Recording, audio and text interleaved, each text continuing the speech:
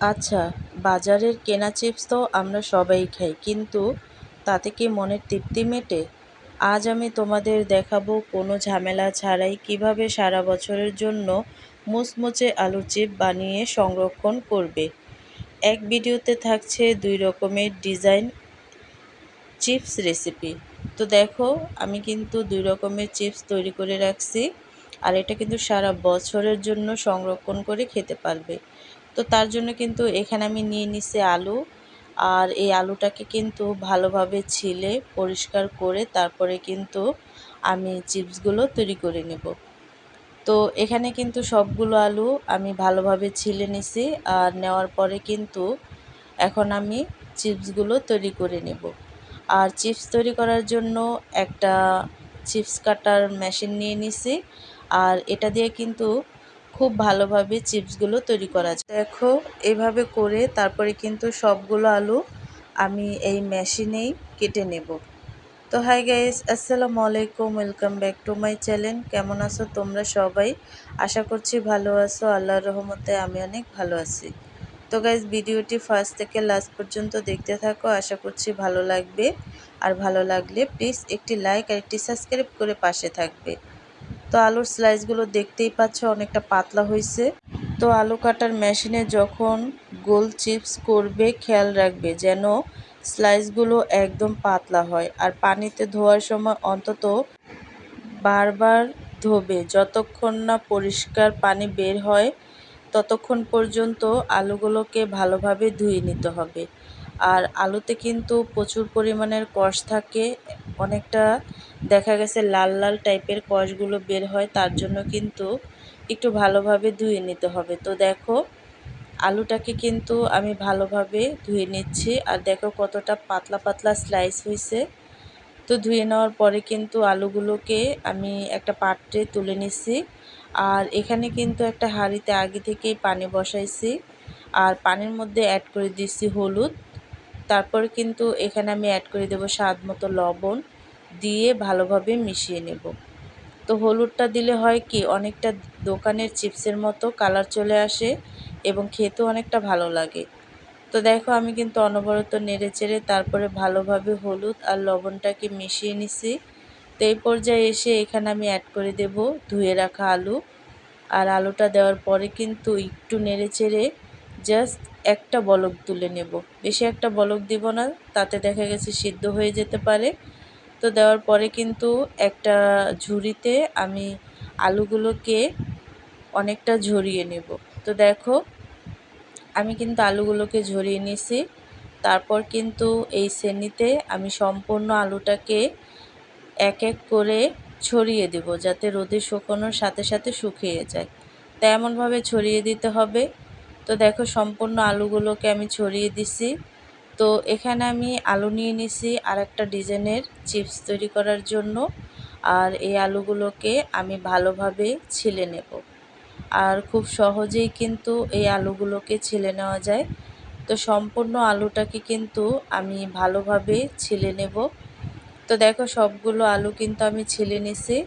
তারপর কিন্তু ডিজাইনটা করে নেব। আর এখানে আমি নিয়ে নিছি হাত কোরানি। এই কোরানিটা কিন্তু সবার ঘরে ঘরেই থাকে। তো এই কোরানিটা দিয়েই কিন্তু আজকে আমি আলুর চিপসটা তৈরি করে নেব। আর খুব সহজেই তৈরি করে নেওয়া যায়। তো দেখো, এভাবে করলেই কিন্তু আলুর চিপসগুলো খুব সহজে হয়ে যাবে।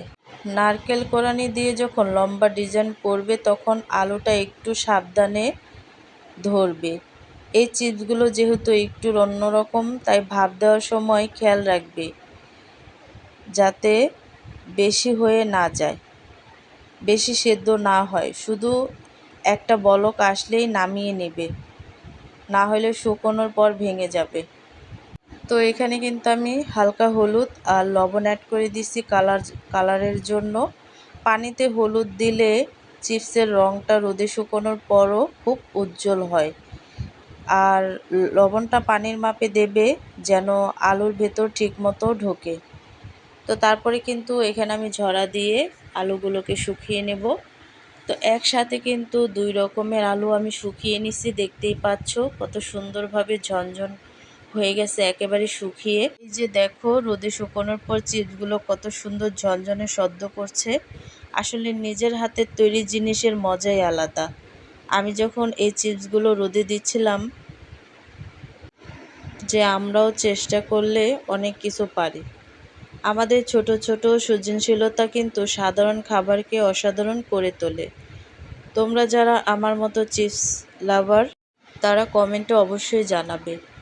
তো এখানে আমি চিপসের জন্য একটা মশলা তৈরি করে নিচ্ছি, আর এই মশলাটা খেতে দুর্দান্ত। তার জন্য নিয়ে নিচ্ছি লাল মরিচের গুঁড়ো, চাট মশলা, তারপর কিন্তু এখানে আমি অ্যাড করে দেব বিট লবণ, তারপর হচ্ছে এখানে অ্যাড করে দেব সাদা লবণ। তো সবগুলো উপকরণ একসাথে দিয়ে হয়ে যাবে একটা চিপসের মশলা। আর এই মশলাটা দিয়ে তোমরা বাসায় একবার হলেও ট্রাই করবে, খেতে কিন্তু দুর্দান্ত লাগে। তো দেখো এই মশলাটা রেডি করে নিচ্ছি, আর এখন আমি চিপসগুলো ভেজে নেব। তার জন্য কিন্তু পর্যাপ্ত পরিমাণে তেল আগে থেকেই বসায় রাখছি, আর তেলটা অলরেডি গরম হয়ে গেছে। এখানে আমি অল্প অল্প করে চিপস দিয়ে দিয়ে ভেজে নেব। তো দেখো খুব সহজেই কিন্তু চিপসগুলো আমি ভেজে নেব, আর এই চিপসগুলো খেতে দুর্দান্ত লাগে। তো দেখো চিপসগুলো কিন্তু একেবারে লাল হয়ে গেছে, তো আমি তুলে নেব। তো তেলটা ঝরিয়ে তারপরে কিন্তু চিপসগুলো আমি তুলে নিছি। তো আরেক রকমের চিপস আমি ভেজে দেখাচ্ছি, যেটা নাকি আমি ঝুরি ঝুরি টাইপের তৈরি করছিলাম, আর এই চিপসটাও কিন্তু খুব সহজেই ভেজে নেওয়া যায়। তো দেখো একেবারেই কিন্তু খুব সহজে আমি এই চিপসগুলো ভেজে নিছি, আর দেখতে কতটা সুন্দর লাগছে। একেবারেই ঝুরি ঝুরি চানাচুরের টাইপের হয়ে গেছে। তো এই চিপসগুলো আমি তেল ঝরিয়ে তারপরে কিন্তু তুলে নেব। খুব সহজেই কিন্তু এই আলুর চিপসগুলো আমরা তৈরি করতে পারি। তৈরি হয়ে গেল আমাদের 2 ধরনের মোচমোচে আলুর চিপস। এইগুলো এয়ারটাইট বয়মে ভরে রাখলে বছর জুড়ে যখন ইচ্ছা ভেজে খেতে পারবে। মেহমান আসুক বা বিকেলের চা, এই চিপস থাকলে আর কিছুই লাগে না। ভিডিওটি ভালো লাগলে প্রিয়জনদের সাথে শেয়ার করতে ভুলবে না। তো তোমাদের কোন ডিজাইনটা বেশি পছন্দ হয়েছে, গোল নাকি লম্বা?